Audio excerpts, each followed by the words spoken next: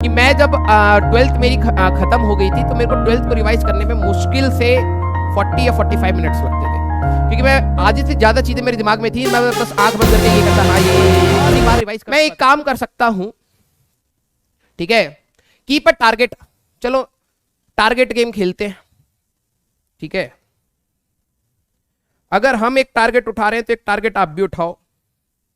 Calendar, आज तारीख है 9, 10, 11, 12, 13 और 14 और 15।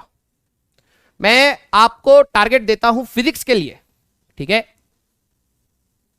अच्छा पहले ये बताओ, जो आप कईयों के प्री बोर्ड्स होंगे 3 तारीख तक, ठीक है, क्योंकि तुम बिलीव नहीं करोगे, मैं एक सत्य बात बहुत कम बोलता हूं लेकिन मैं सच बात बता रहा हूं कि मैं जब 12th मेरी खत्म हो गई थी तो मेरे को 12th को रिवाइज करने में मुश्किल से 40 या 45 मिनट्स लगते थे, क्योंकि मैं आधी से ज्यादा चीजें मेरे दिमाग में थी। मैं बस आंख बंद करके ये करता, हाँ ये इतनी बार रिवाइज कर चुका था, वो खट खट खट खट खट खट होता था, ठीक है।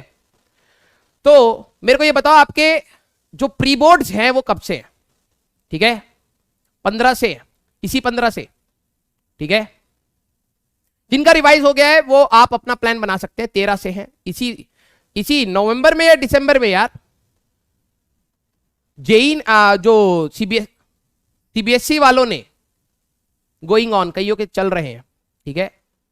कोई नहीं, हम लोग इस तरीके से बनाएंगे कि आपका टारगेट आगे का भी रहे, ठीक है। हम लोग यहां से जो अभी हमारा कन्वेंशनल चलेगा बेटा, वो मॉडर्न फिजिक्स, तो आपका फिजिक्स में चल ही रहा है, मॉडर्न स्टार्ट हो जाएगा, ठीक है। 10 तारीख, अब 10 के बाद छुट्टी है तो 11 से मान लीजिए हम लोगों का मॉडर्न स्टार्ट हो जाएगा। मैं आपको फिजिक्स के लिए कहता हूं कि 4 दिन का आप टारगेट लीजिए, 1, 2, 3, 4, ठीक है। 4 दिन का आप टारगेट लीजिए अपने पार्ट 1 या टर्म 1 के लिए, या पूरी ऑप्टिक्स कंप्लीट करने के लिए। और इस ऑप्टिक्स को कंप्लीट करने के लिए मैं आपको क्या कह रहा हूं, आपको अपने लेक्चर नोट्स रिवाइज करने हैं, ठीक है। जो क्वेश्चंस थे कुछ एक्स्ट्रा नहीं करना है, क्वेश्चंस के कंसेप्ट्स रिवाइज करने हैं, ठीक है, और शॉर्ट नोट्स बनाने हैं, ठीक है। और जो आप ये रिवाइज कर रहे हैं बेटा, मैं आप सभी को बोलूंगा, ठीक है, क्योंकि अब सभी का अलग अलग है, ठीक है, सभी का अलग अलग है। ये एडिशनल है आपके लिए, आप चाहे जैसे भी करें, 1 घंटा 1.5 घंटा ये अलग से निकालिए, फिजिक्स के लिए मैं बता रहा हूं, ठीक है।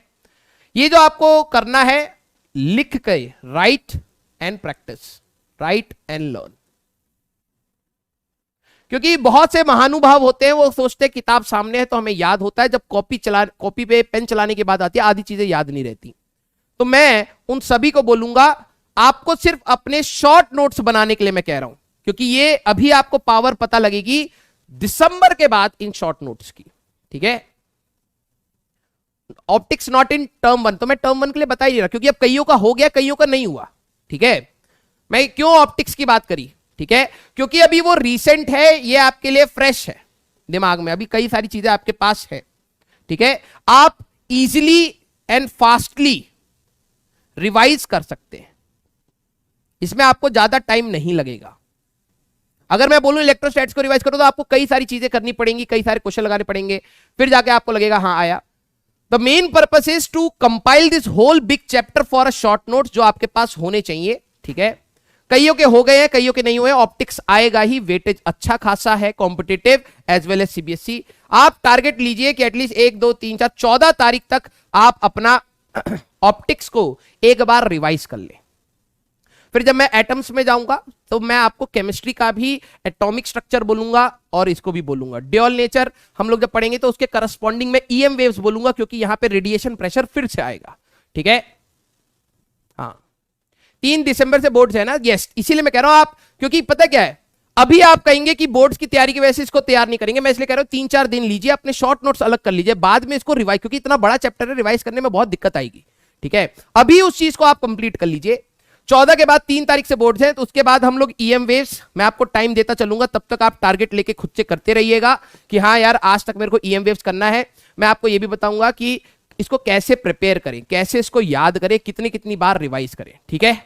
ये शॉर्ट नोट्स की आप अलग कॉपी बनाइए बेटा, that will be really helping you a lot later on, exam के समय बहुत मदद करने वाला है, ठीक है।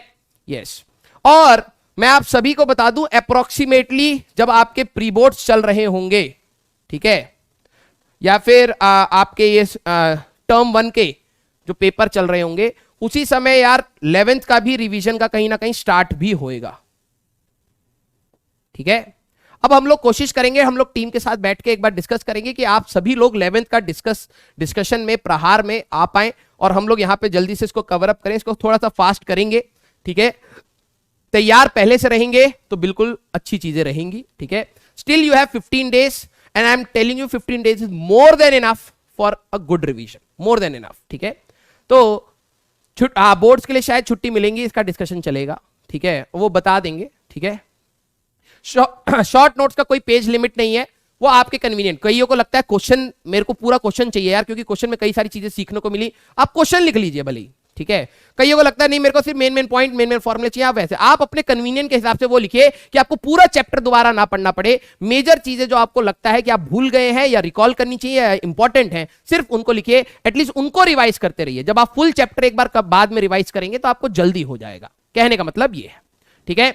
बैकलॉग के लिए मैं कमेंट नहीं करूंगा, वो आपका हमेशा रहता है, ठीक है।